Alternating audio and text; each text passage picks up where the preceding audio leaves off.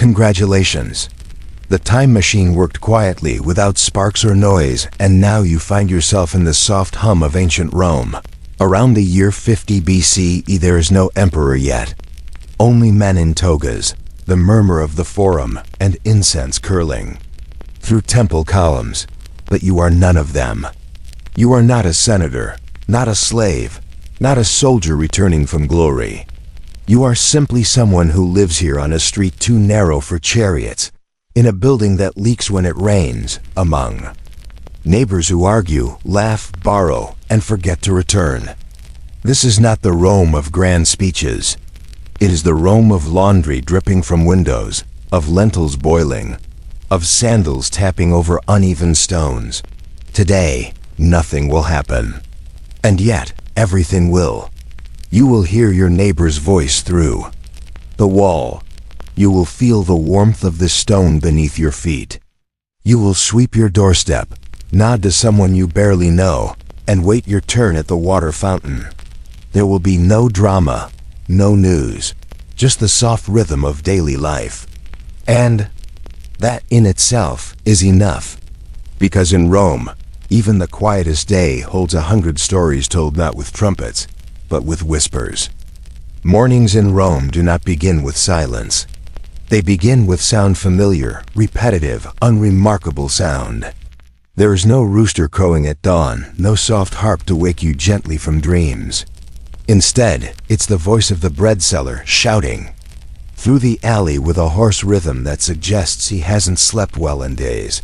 Fresh bread, still warm, crust like your mother made. You open your eyes. It's still dim. The sunlight has not fully reached your window yet, but Rome is already moving. Somewhere, a child is crying. Somewhere, a mule cart creaks. And from the courtyard below your room, a bucket is being lowered into a well with a familiar metallic clank. Water. The amphora in your corner is nearly empty. You knew this last night. You ignored it. And now it is your problem. You rise slowly, stepping onto the cool floor. Your tunic is wrinkled. Your joints ache a little.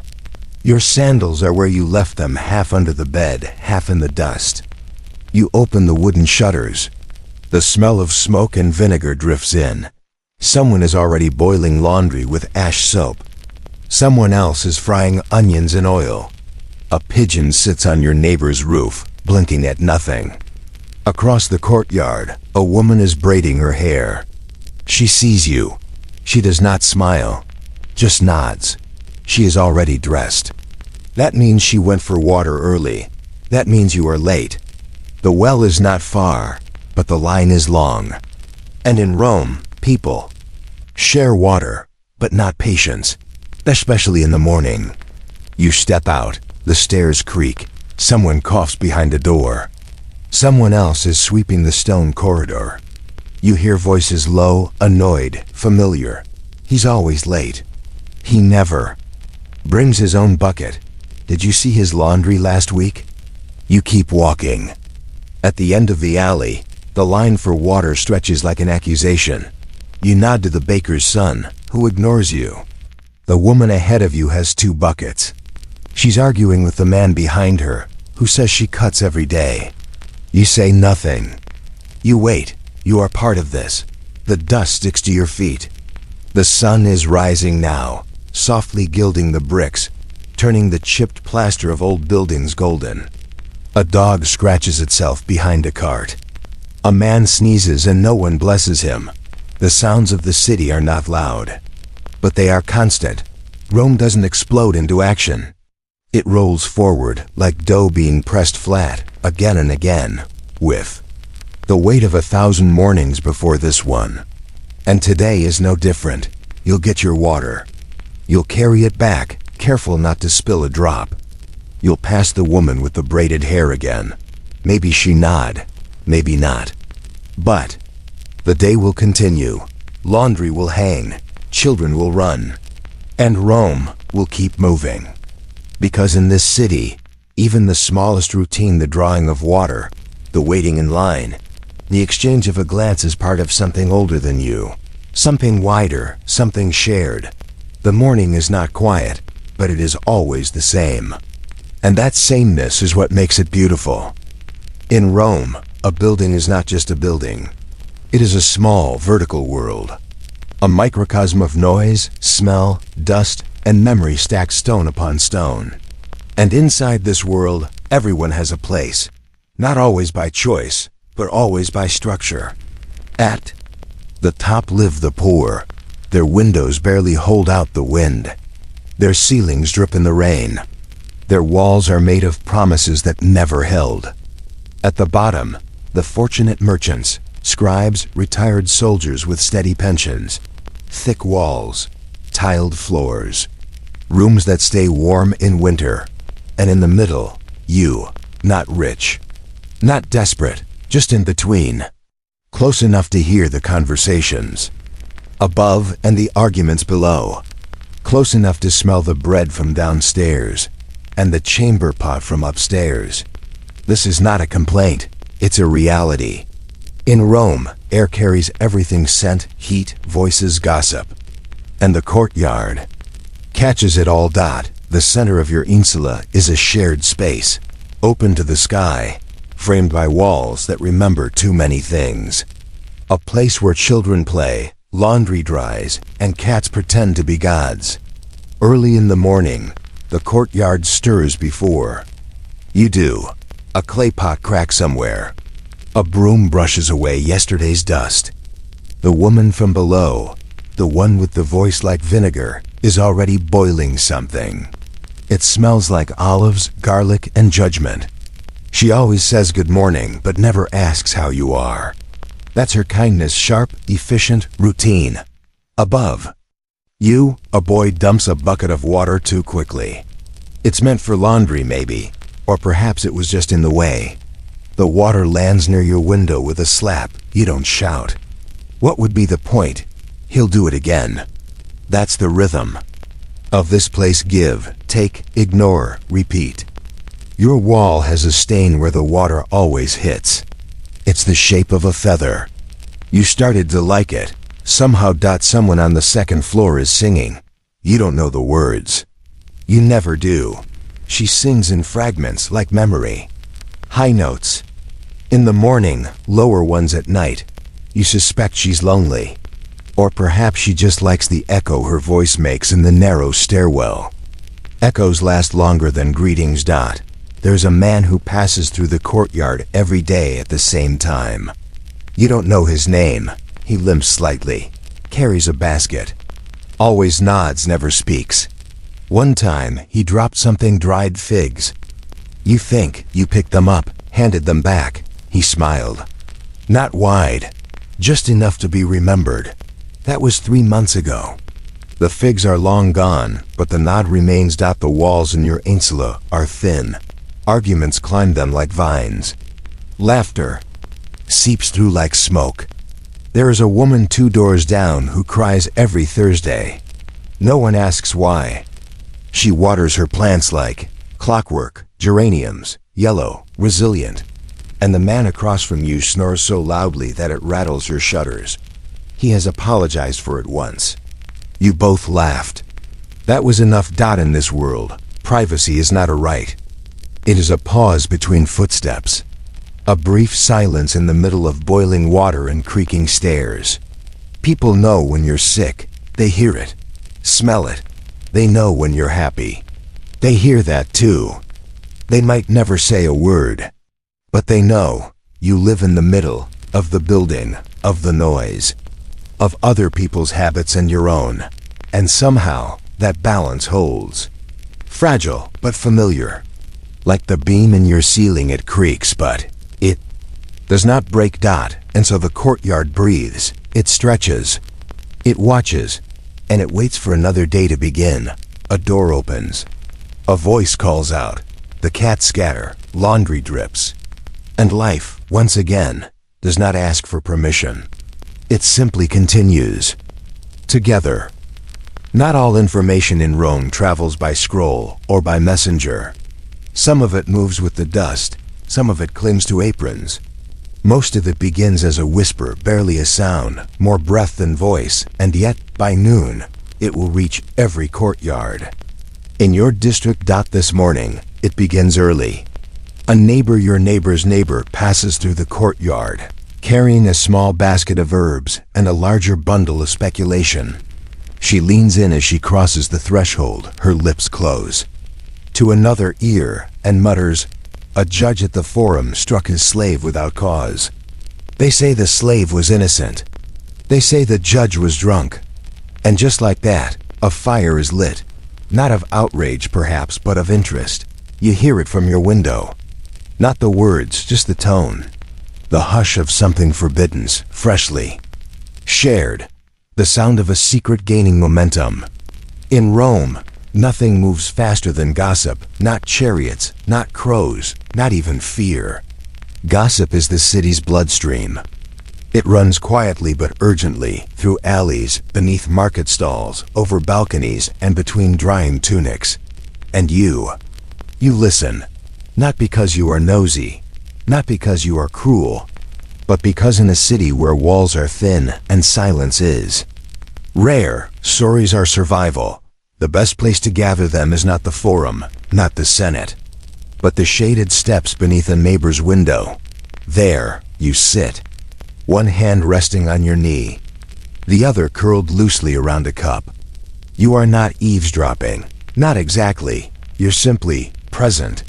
And presence, in Rome, is invitation. A woman 2 stories above drops a piece of fruit. She swears, someone laughs. Another voice, older, rougher, says, "They say the judge won't be seen for a week. His wife locked him in." A pause, then, "Good." Later, someone else adds, "That slave? He once saved a child from a fire. I swear it." Then someone else says, "No, that was another one." And then someone says nothing, just raises an eyebrow, which is worth more than words. These are not official truths. They are woven truths. Threads passed from hand to hand, altered by mood, embroidered with memory, and they matter.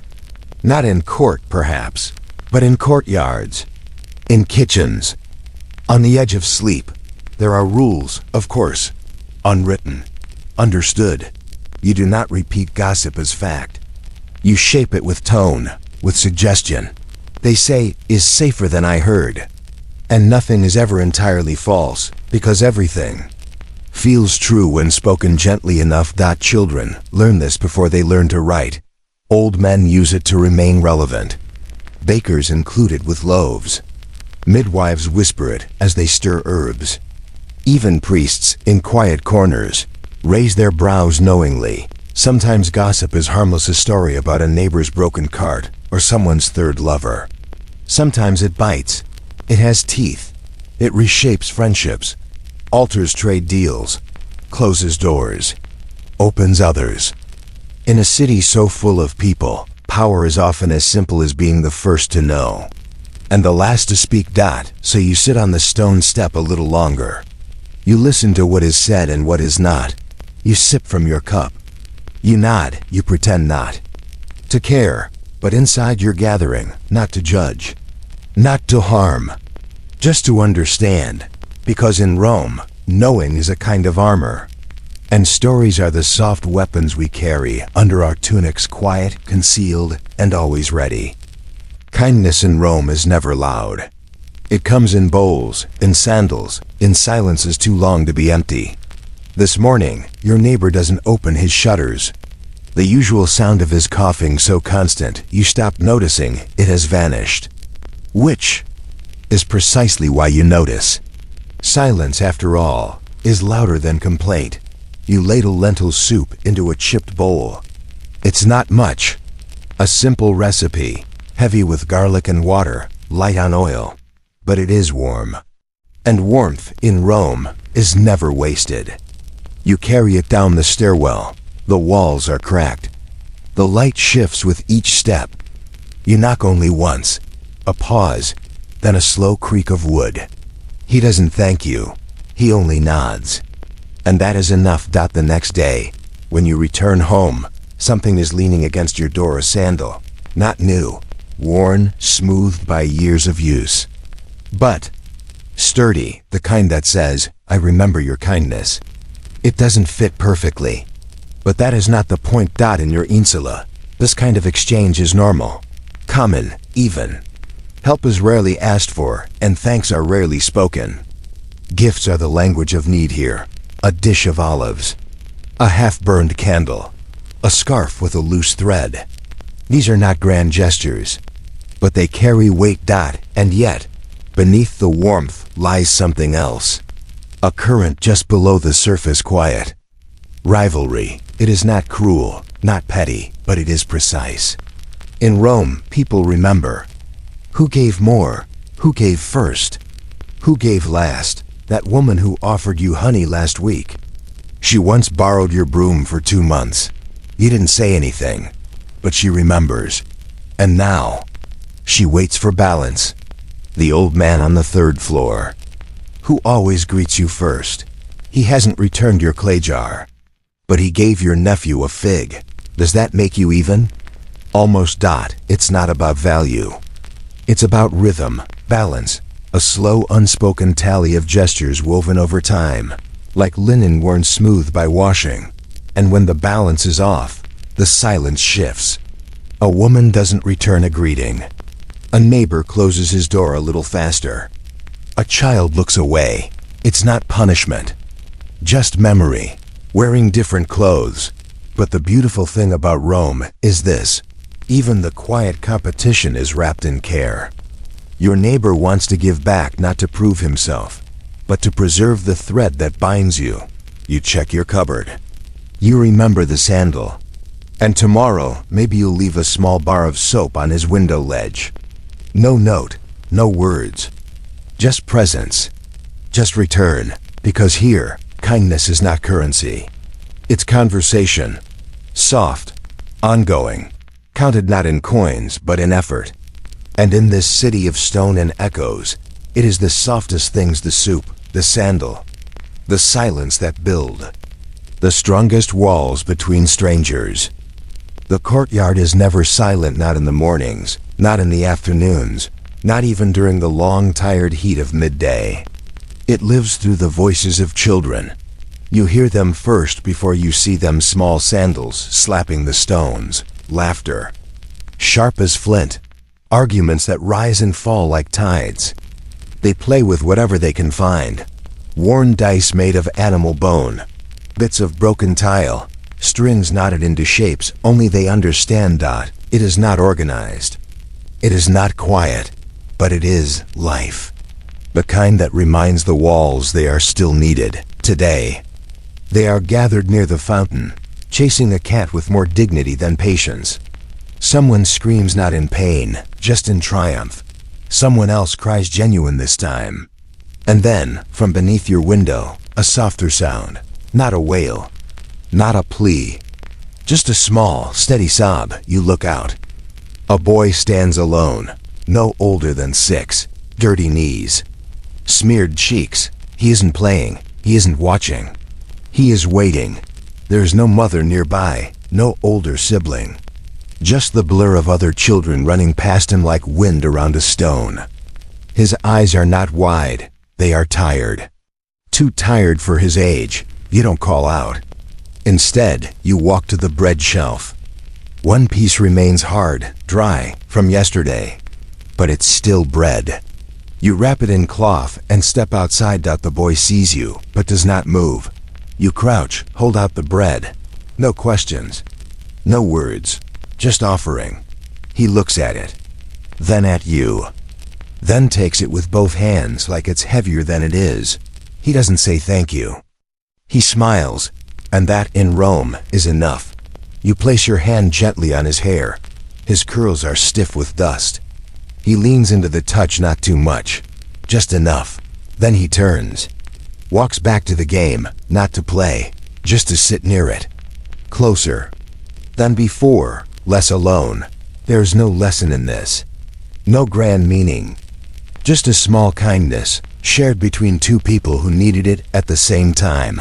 A child without a mother, a neighbor with half a loaf, a silent agreement that today this was enough. In your insula, children cry often, mothers scold, fathers vanish. But the stones remember every small act. And maybe, one day, this boy will pass your door as a grown man and not remember your name. But he may still pause when he smells old bread, or when someone places a hand gently on his head, and he may smile, without knowing why. Because in Rome, memory is not always held in names. Sometimes, it's carried in the smallest moments. A crust of bread, a quiet touch, a noise that fades into something gentler than silence. There is no warning, just the sudden splash of water landing exactly where your sandal steps. You stop mid-stride. Your foot is wet. Not from rain. Rome rarely weeps, but from a bucket, emptied from above without thought, without pause. You look up, already knowing who it was. The neighbor from the top floor. The one who sings during storms and always says too little or too much. You shout, loudly, not because you expect an apology, but because it's what's done. The window creaks. Her voice returns not an apology, but a protest. She says it wasn't her, that it was the boy, or the wind, or maybe the gods. But the splash still drips down your ankle, and your tone rises. For a moment, the insula holds its breath. One neighbor peeks from behind a curtain. Another leans against a wall, half listening, pretending not to. The argument climbs like vines up the stone, loud, messy, familiar. Then, silence. No truce. No handshake. Just silence. The window closes. The street returns to its usual rhythm. Because in Rome, shouting is not unusual. It is a kind of punctuation, a comma in the sentence of the day. People yell. People stomp. People point at the sky and blame the stars. But grudges? No. There is no room. The streets are too narrow, the stairwells too close, the walls too thin, to hold on to anger for long. So by evening, you pass her in the corridor. She does not nod, you do not smile. But neither of you turns away. You both pretend the moment never happened. And in the city of noise, that quiet is more honest than any. Apology. Later, at dinner, someone knocks. A small loaf of bread. No note, just bread. Still warm. You know where it came from. You say nothing, you take it. Because here, apologies are rarely spoken. They are baked, or carried in baskets, or left on steps with no name. And by tomorrow, you will forget why you yelled, but you will remember the bread. Because in Rome, forgiveness is not a ceremony, it's survival, and silence sometimes says everything.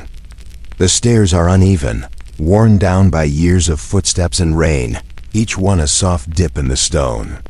You climb them without thinking your legs know the rhythm.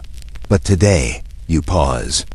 At the first step stands your upstairs neighbor, an older woman, with a shawl pulled tightly around her shoulders, her fingers curled around the handle of a woven basket too full for her frame.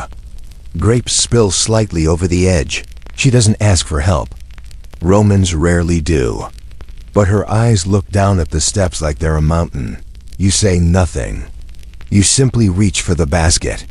She lets go without protest, and you carry it. Not far, just a few turns of the stairwell, to the landing she calls home. The grapes are heavy, but not unkind. They shift gently as you walk, brushing against the rim, releasing their warm, faint sweetness into the corridor. At her door, she nods. Not deeply, not dramatically, just once. She says only one sentence. Not a blessing, not a proverb, just something soft and common. May the gods not forget you. That's all. And then she disappears inside. The door closes with the soft thud of wood against wood, and you are left alone in the stairwell with your hands still shaped to the memory of the basket's weight. In Rome, kindness is rarely declared. It is not dressed in gold or carved in marble. It is a quiet thing, a step taken, a basket carried, a loaf shared. No one will record it. No statue will be built. But the city remembers in its own way through habits, glances, footsteps heard through thin walls. Later, you return home and find a small linen bundle left outside your door. Inside, a fig. One. Perfect. Ripe. Slightly bruised. You smile. You do not knock on her door. You do not say thank you. You eat it slowly. The taste warm and faintly dusty, like sun in old cloth. And you wonder how many kindnesses happen like this each day, unnoticed, unnamed. Because in a city of noise and stone, what matters most is not always loud or large. Sometimes it is simply this: a quiet exchange, a shared burden, a small fruit placed with care. And in that moment, you are not a stranger, you are not alone. You are, as the Romans would say, vecinus, a neighbor.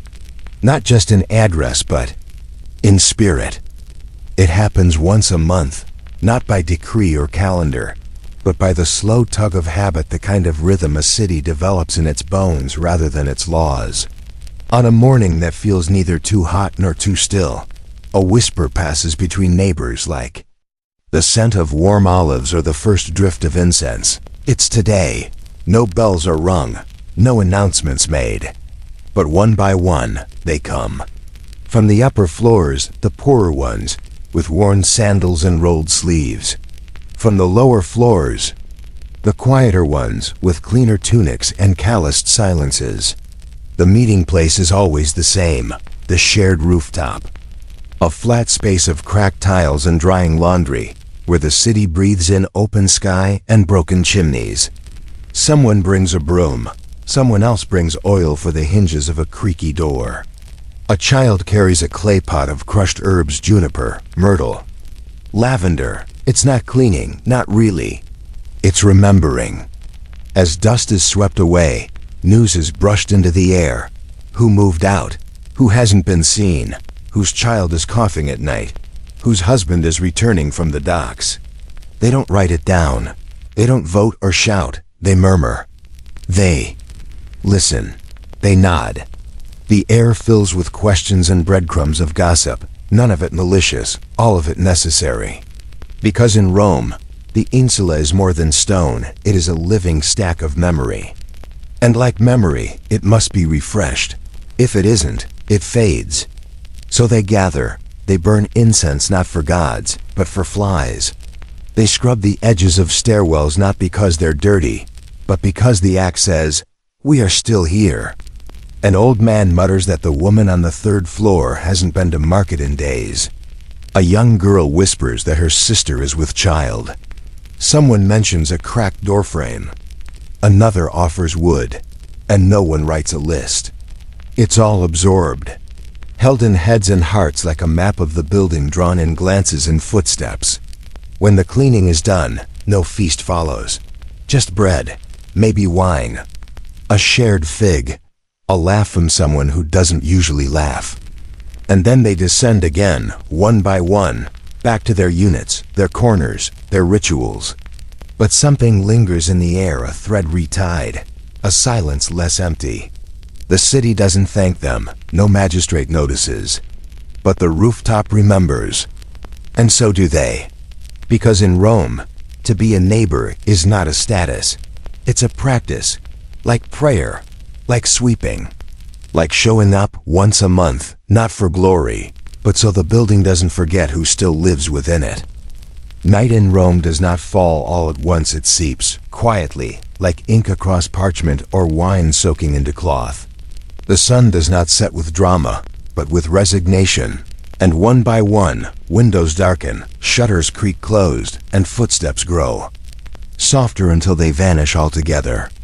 Oil lamps flicker behind linen curtains. Voices lower. Doors click into place not slammed, but pressed shut with deliberate care. You are home now, in your middle floor room, where the walls still hold the warmth of the day, and your supper is simple. Bread, lentils, the last piece of fig. Outside, the sounds have changed. No more vendors shouting, no children chasing pebbles. Instead, a dog barks once, far away. A gate squeals, then stops. And then, something else. a sound near your neighbor's door, a scrape, a voice, a shadow. Your eyes move to the crack between your curtain and the edge of the window, but your body does not follow. Because in Rome, when night comes, curiosity becomes caution. You hear the latch on someone's door. A brief rustle, then silence. You wonder who it was. You imagine 1,000 stories: a thief, a secret lover, a message too late, or something worse. But you do not rise. You do not ask, because in Rome, questions are for daylight. And at night, answers can be dangerous. Your neighbor's doorway remains half lit by the dying flame of a street torch. You think you see movement, then it's gone. Perhaps it was nothing. Perhaps it was everything.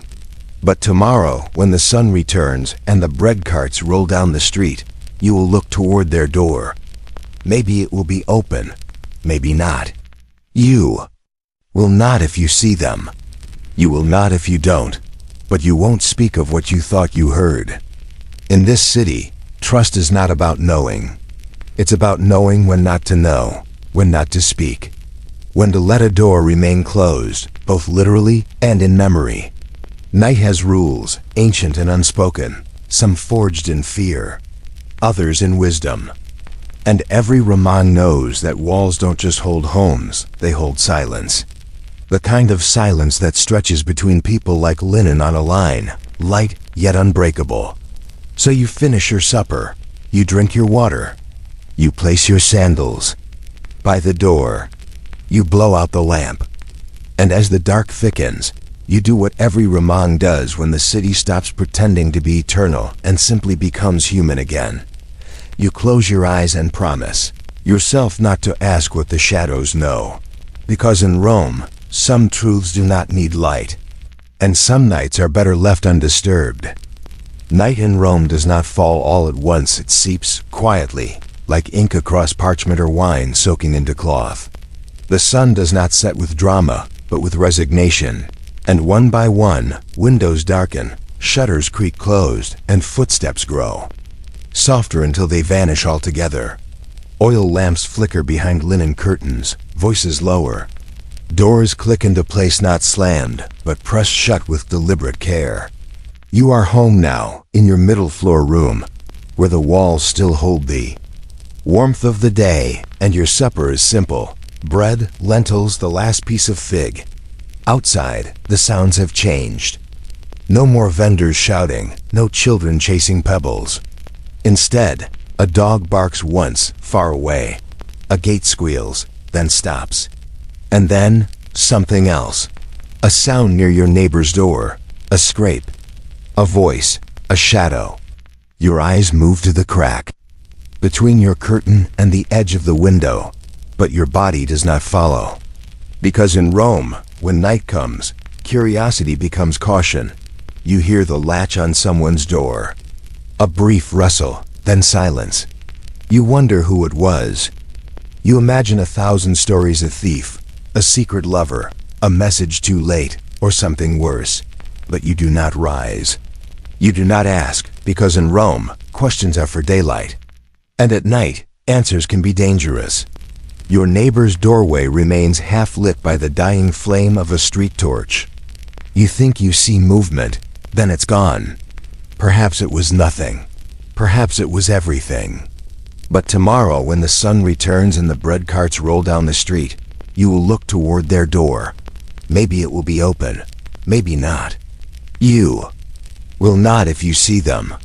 You will not if you don't, but you won't speak of what you thought you heard. In this city, trust is not about knowing. It's about knowing when not to know, when not to speak, when to let a door remain closed, both literally and in memory. Night has rules, ancient and unspoken, some forged in fear, others in wisdom. And every Raman knows that walls don't just hold homes, they hold silence. The kind of silence that stretches between people like linen on a line, light yet unbreakable. So you finish your supper, you drink your water, you place your sandals by the door, you blow out the lamp, and as the dark thickens, You do what every Roman does when the city stops pretending to be eternal and simply becomes human again. You close your eyes and promise yourself not to ask what the shadows know. Because in Rome, some truths do not need light, and some nights are better left undisturbed.